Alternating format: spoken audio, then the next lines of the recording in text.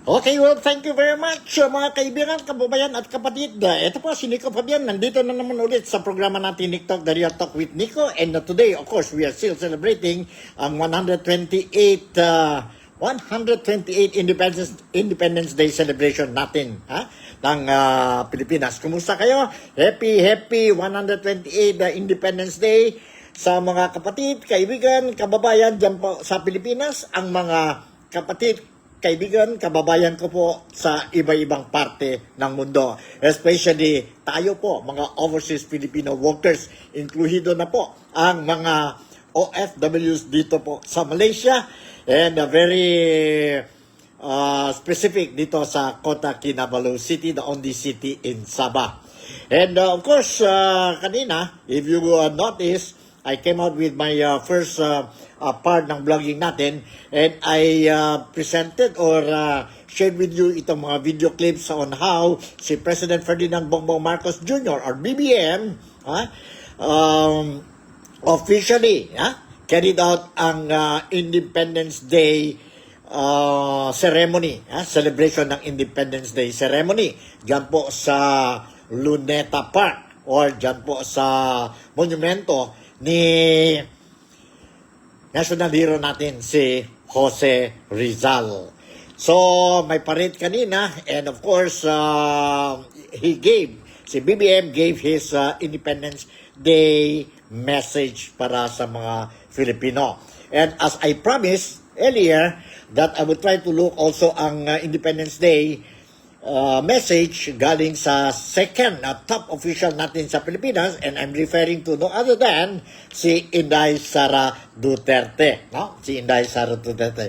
Meron tayo dito, I managed to get it from sa Facebook, no? Unfortunately, I'm sorry, a thousand apology. Unfortunately, nakita ko yung video clip niya po. The one who's taking the video, hindi ito professional, and maybe he or she is just using ang cellphone or smartphone, and wala na tayong ibang choice but to use this ngayon to show to sa inyong lahat po anong mensahe ni Vice President Inday Sara Duterte sa araw na ito, 128 Independence Day celebration natin. What is important is ang message. Medyo may problema kunti tayo sa audio, but anyway, I think it will serve its purpose pa rin. It will serve its purpose pa rin. And later, I will share with you also po anong mga latest updates tungkol sa mga rallies dyan po sa Pilipinas, no? Dyan po sa Pilipinas since this morning until now. Hanggang ngayon po, no? Tuloy-tuloy pa yun po ang mga rallies nila until maybe this afternoon or who knows, until tonight. But anyway, we pray and hope. Ako rin po, I'm praying and hoping that lahat itong mga rallies, ongoing rallies that we are experiencing ngayon po sa Pilipinas and other parts of the country, we hope that it will be a peaceful demonstration lang po. Peaceful demonstration na I hope we will not see reports about na chaos ang demonstration dyan po sa Pilipinas to the extent na mayroon na injuries, may mga injuries or damage of properties, so forth and so on. Ang Philippine National Police natin, ang mga police personnel natin, I think dyan mismo sa Mendiola, dyan mismo sa Manila po, no? More than 2,000 police personnel were deployed to make sure that itong mga demonstrations will be orderly, peaceful, orderly and peaceful, and they respect ang freedom of speech ng mga Filipinos. Anyway, punta muna tayo dito sa speech ni Vice President Inday Sara Duterte, ang message na sa Independence Day celebration ng Pilipinas, which is we are celebrating today. So, let me share with you itong video clip. Medyo pasensya lang po, but I think it can still serve the purpose. So, nandito po, Nandito ang mensahe ni Inday Sara Duterte. Let's watch and listen.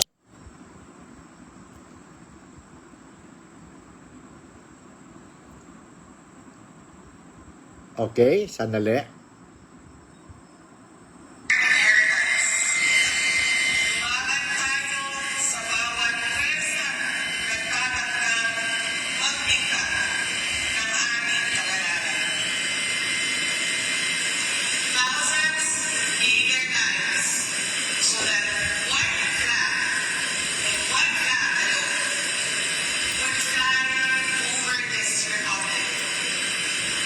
That is our identity.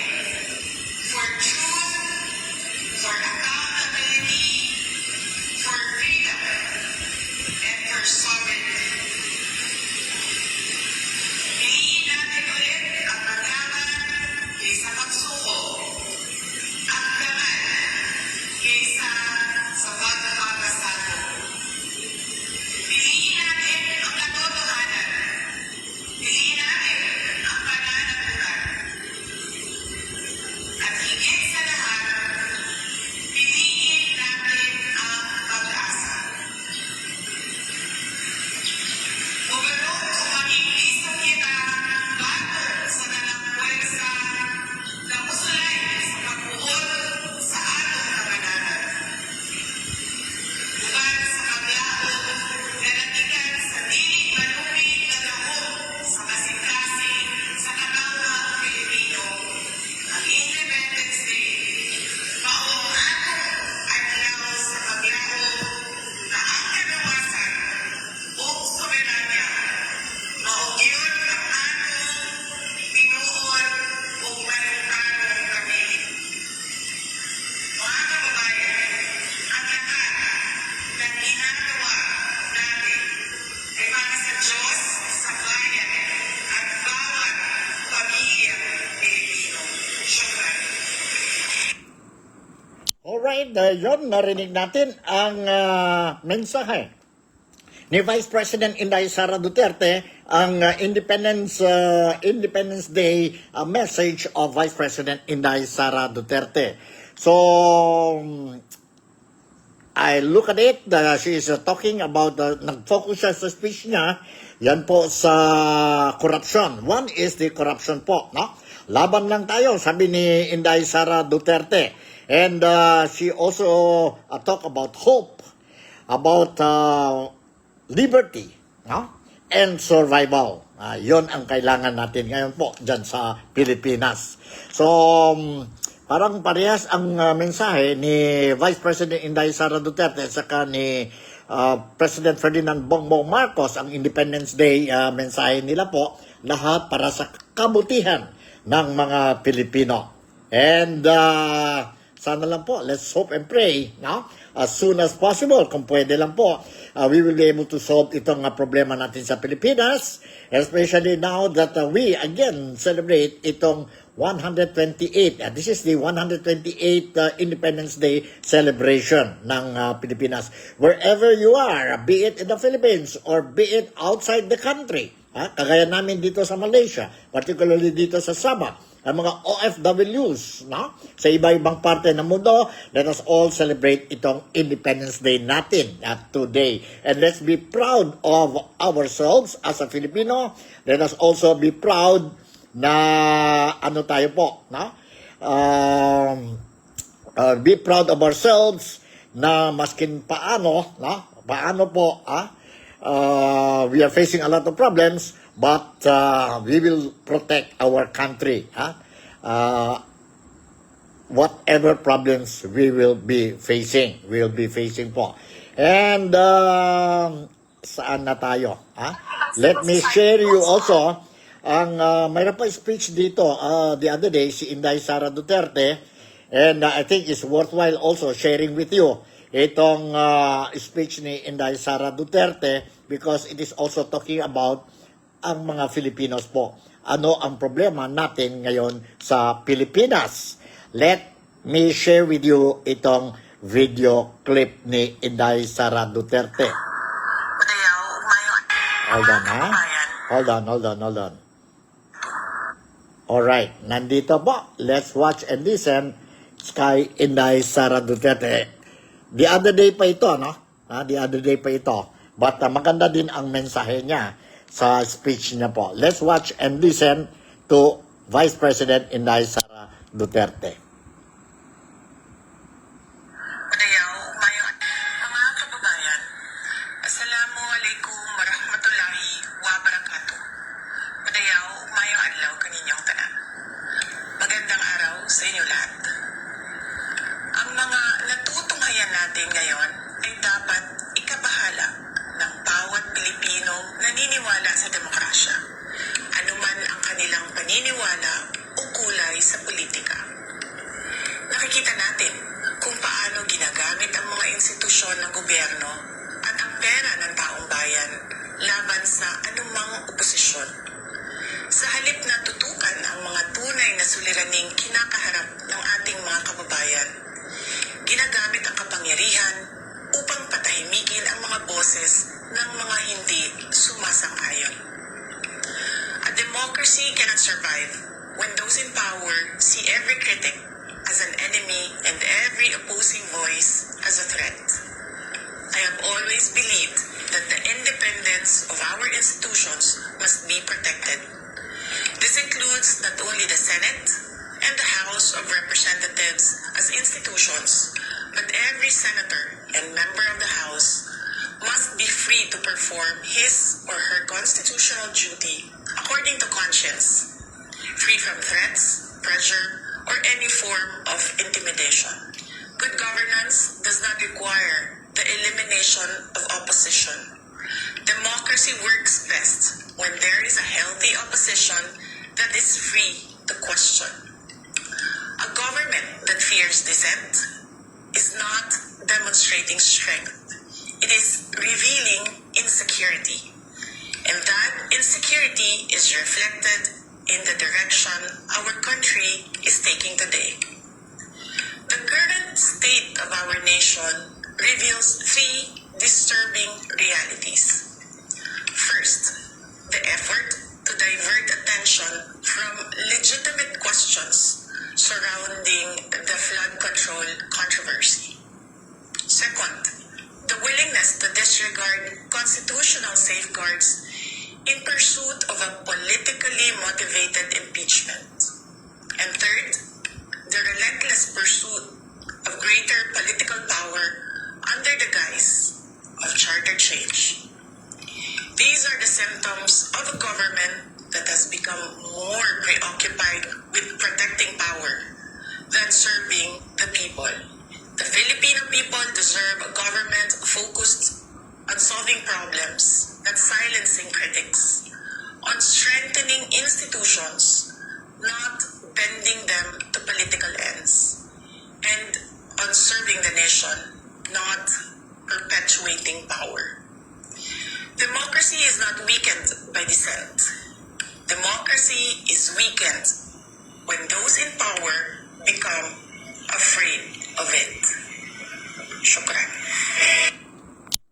Alright, thank you very much, Vice President Inday Sara Duterte, for a maganda talaga ang mensahe ni Inday Sara Duterte. And yes, tayo mga Filipino po, why don't we ponder itong mga mensahe ni Inday Sara Duterte po, Duterte, because alam na natin na we are facing a lot of problems dito, and ito klaseng mga wisdom extended to us, mga Filipinos po, then we have to ponder it, we have to ponder it po. And lahat naman ito po para sa kabutihan natin, hindi lang para sa mga Pilipino, but also para sa bayan mismo natin.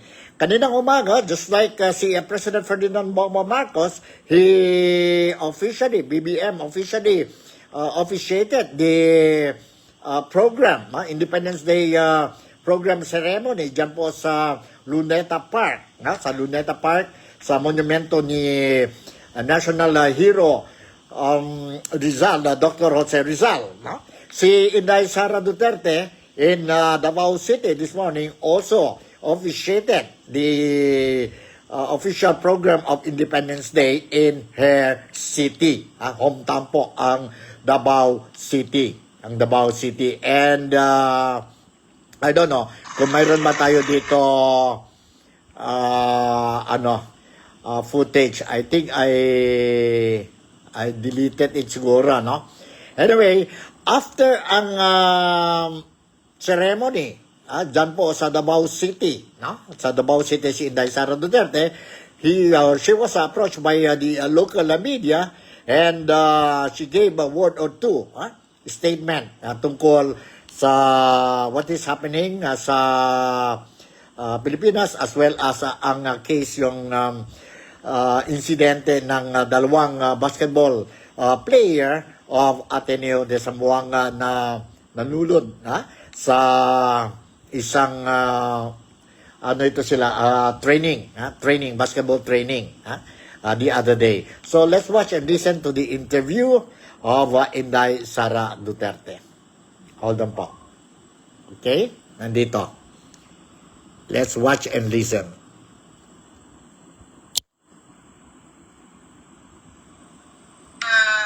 Ang pagtanakaw ng kalayaan natin at soberanya natin, hindi lang nangyayari kapag meron invaders. Nawawala din ang ating kalayaan at ating soberanya kapag ang ating mga opisyal sa gobyerno ay malasindikato sa pagnanakaw ng pera ng bayan. Unang-una nakakalungkot na ganun yung nangyari no, sa isang estudyante at sa isang promising na athlete natin sa bansa. At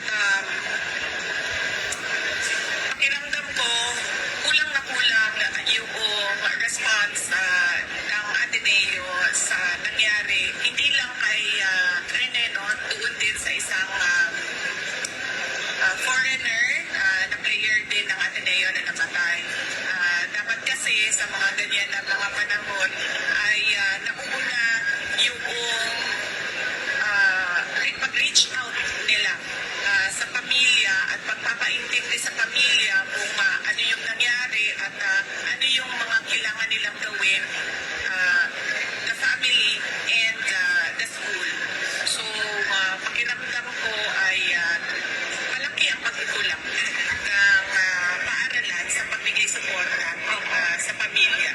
Joining the call for justice, ma'am. Of course, yes. Oo. As a lawyer, actionable yung nangyari para sa akin. Actionable talaga yung nangyari. Hindi ko na lang katungan yung pamilya kasi alam mo, yung mahirap yung pinagdadaanan nila ngayon.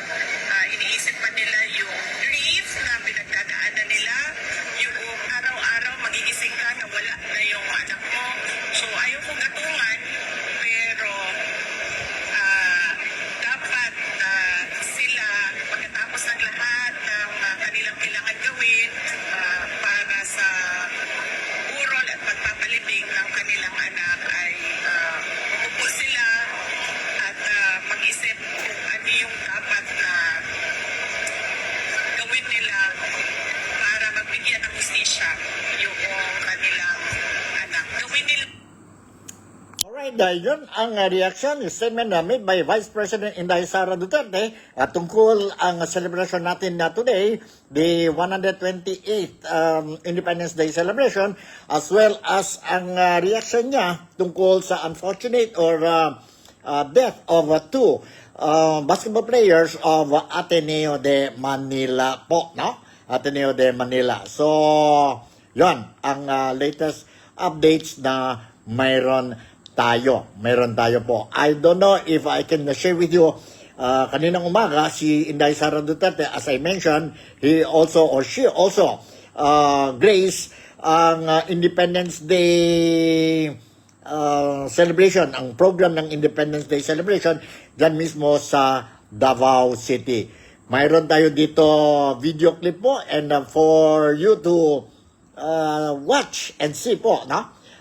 Ano nangyari dyan po sa Davao City, ang official program o celebration ng Independence Day. Nandito, let's watch and listen to this video clip ni Inday Sara Duterte. Parehas din niya po si President Ferdinand Bongbong Marcos dyan sa Luneta Park sa Maynila, and si Inday Sara Duterte dyan po sa Davao City. Let's watch and listen to this.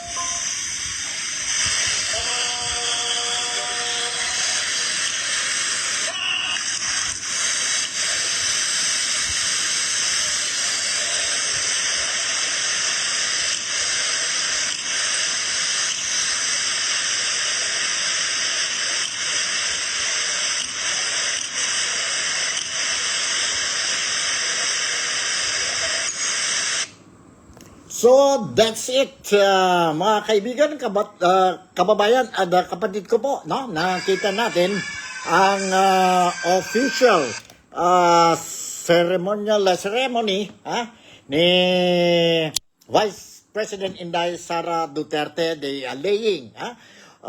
ceremonial laying of flowers sa monumento ni Dr. Jose Rizal dyan mismo po sa Davao City this morning to mark the celebration of Independence Day. Dr. Jose Rizal is our national hero. National hero yan po. So yun po, nakita natin ang seremonya. And of course, not only in Davao City, other mayors, governors also did this flag raising ceremony and of course, ceremonial laying of flowers sa monument ni Dr. Jose Rizal, the national hero of the Philippines po. So yon, that exactly what happened early in the morning dyan sa Pilipinas as we celebrate the 128th Independence Day celebration. And of course, I mentioned earlier that today, marami din po, may mga scheduled demonstration left and right dyan po sa Pilipinas. And ano kaya mga latest updates? Mayroon tayo dito mga video clips, what happened, ang mga developments or what happened na dyan sa Manila, sa Manila po this morning. But still ongoing pa mga protest, peace rally dyan po sa Pilipinas. So, let me share with you itong video clip, maybe to give you an idea of what is happening sa mga rallies, sa mga demonstration dyan po sa Pilipinas. Ito muna po. Hold on. Okay, sandali. Alright, nandito. Let's watch and listen to this video clip. Sandali po, Let me cue it properly. Cue muna tayo ito. And, sandali. Alright, nandito. Let's watch and listen to this. Hold on. Hold on po. Yung araw, June 12, araw ng kalayaan, narito po tayo ngayon sa kahabaan ng Halo Avenue, kung saan kasalukuyang nagsasagawa ng Independence Day Rally ang iba't ibang civil society groups sa pangunguna ng Bagong Alyansang Makabayan. Ayon sa grupo, hindi maganap na malaya ang Pilipinas hanggang sa nananatili ang independensya ng Estados Unidos sa mga usaping pambansa. Araw ng kalayaan, gusto nating markahan ang protesta para higiin na ang meron tayo sa ating bansa ngayon, buwan na kalayaan. Paano magkakaroon tayo ng kalayaan kung malaya ang mga dayuhang pwersa na gamitin ang ating mga bayan, ang mga komunidad para gawing training at staging ground ng kanilang mga war exercises at acts of aggression? Paano ang kalayaan kung merong dagdag na base militar, may paksilika at ang gobyerno natin namimigay ng lupa sa mga dayuhan para gawing weapons hub? Yan muna ang latest mula rito sa Halo Avenue, Maynila. Alison po, ABS-CBN News. Alright, yan po, nakita natin. And let me share you another video clip tungkol sa mga peaceful rally. Peaceful rally ba yun? Mga demonstration dyan po sa Maynila. Let's watch and listen to another video clip na I prepared para sa inyong lahat. Sandali po, nandito. Hold on. Okay, let's watch this video clip.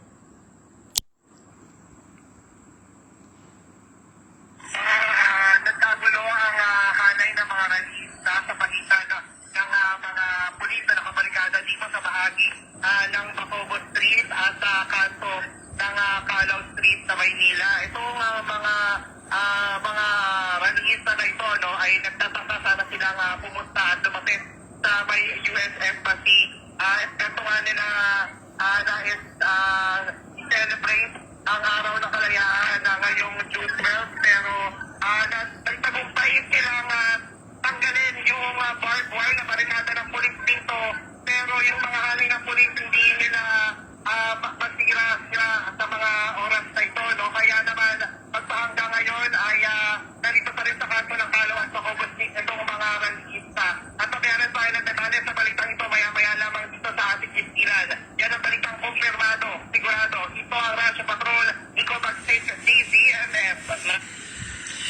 good morning. Mas hinigpitan ng Quezon City Police District yung checkpoint sa lungsod. Ngayon nakataas yung full alert status ng PNP dahil sa Independence Day. Isa-isang pinara ang mga motorista na dumaraan sa checkpoint sa Saverville Avenue, corner Palma Street sa Quezon City. Pasada 1:00 na madaling araw kanina. Ang mga motorcycle rider, pinagilid at hinanapan ng driver's license at ORCR. Konting abala pero naiintindihan naman daw ito ng mga rider. Gaya ng construction worker na si Reynald na galing sa kanyang trabaho sa Nabotas at pauwi sa Antipolo. Tungkol din sa amin na sa kaligtasan din namin sa mga riders ko rin na dumadaan para safety. Magkaang kasama sa motorsiklo magkatrabahong sina Alcazar at Chester na patungo Marikina. Super pabor talaga kami kasi lalo na sa amin, lalo na sa panahon ngayon, very unpredictable. Para sa amin may family na rin na inuuwian. Siyempre yung safety natin, tsaka yung peace of mind ng family na naiiwan natin. So yun, pabor na pabor ako dito. For safety na rin namin, kumbaga, syempre sobrang dami na ngayon nangyayari sa paligid natin, diba? Pabor sa amin itong gantong bagay. Sa mga four-wheel vehicle, plain view doctrine ang ipinatutupad ng mga otoridad sa checkpoint. Ibig sabihin, visual search lang ang maaari nilang gawin sa mga motorista. Pag tinatawag natin na plain view doctrine, bawal kang magpabukas ng, bawal kang pakialaman yung nasa loob ng sasakyan. Kumbaga is ilaw lang. Kung ano lang yung nakikita natin, hanggang doon lang po tayo. Mas hinigpitan ng pulisya ang pagsasagawa ng checkpoint ngayong pagdiriwang ng Independence Day. Naka-full alert status din ng PNP mula alas 5 ng hapon kahapon hanggang ngayong araw. Kooperasyon ng apela ng pulisya sa mga motorista, lalo na sa mga motorcycle rider. Para hindi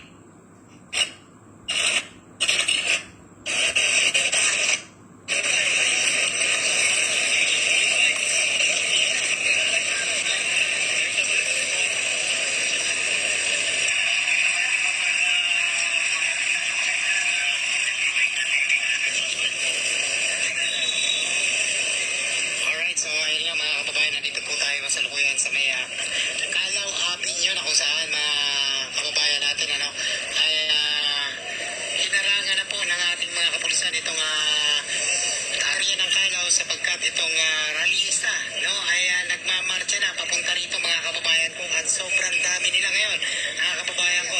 Ito nga po at kuhanan po natin ng coverage dito ngayon sa may kahabaan ng Calao mga kababayan ko. Alright, sa mga kababayan po natin dyan, palike po at pa-share ng ating video. Ito na nga, nagsisimula na mga kababayan. Itong pagsuporta para kay Vice President Inday Sara Duterte. Grabe oh. 1 of 32 million who vote for Bibi Sara, no to impeachment. Yan nga ang mga karatula. Ay, grabe na mga karatula dito mga kababayan. Grabe yung versa ng sambayan ng Pilipino na sumusuporta kay Vice President Inday Sara Duterte. Isa lamang po ito sa grupo ng mga nagpo-protesta. Ngayong araw mga kababayan, Independence Day. Grabe. At yung ibang mga grupo ay nandyan din sa may bahagi ng Senado. Yung iba, papunta rin sa bahagi ng Malacanang, posible. At yung iba ay sa bahagi ng Iwasang Bonifacio. At dito naman po tayo mga kababayan, nandito po tayo sa Kongreso. Alright, yun, exactly, that is the situation now, this morning, dyan sa Maynila, because ang dami po mga tao participating in the peaceful, so-called peaceful demonstration. And of course, majority of the roads in Manila, particularly those leading para sa Malacanang po, was already barricaded and a lot of policemen, no? Station na dyan po sa area. Likewise, dyan po sa Senate Building, sa House of Representatives and other government important offices. Yan. So, let's hope and pray na okay lang na that's freedom of speech, freedom of demonstration. Sana lang po, it will be peacefully conducted and sana lang po, nothing will happen. No? Nothing will happen po. Just voice out our mga sentiments, things that we don't want from the government. Hanggang dyan lang tayo po. And do not take the law into our hands. And nandyan mga police authorities, mga policemen natin, and they're extending whatever assistance that they can to make sure that all these demonstrations or assemblies po will be carried out orderly and peacefully po. Yon ang latest updates natin dito po sa Nick Talk, the Real Talk with Nico. And I will still continue to monitor ang mga situation dyan po sa Pilipinas. Kasi karamihan ng mga ano nila is online man, mga sabihin natin, mga media, legitimate media institutions dyan po sa Pilipinas covering live sa activities dyan po sa Pilipinas now that we are celebrating the 128th Independence Day celebration. To all the Filipinos, once again, I would like to say happy 128th Independence Day celebration. So siguro hanggang dito na lang muna tayo po. And of course, again, si Nico Fabian would like to say thank you very much for making me a part of your day today. Enjoy tayo ang long weekend natin. Today is a holiday in the Philippines. Today is Friday, Saturday, and Sunday is a long weekend natin. So make full use of our week-long holidays po. So with this, once again, si Nico would like to say, ingat tayo, God bless, mabuhay ang Pilipinas, save the Philippines, and you take care. I love you, and I'll see you in my next episode.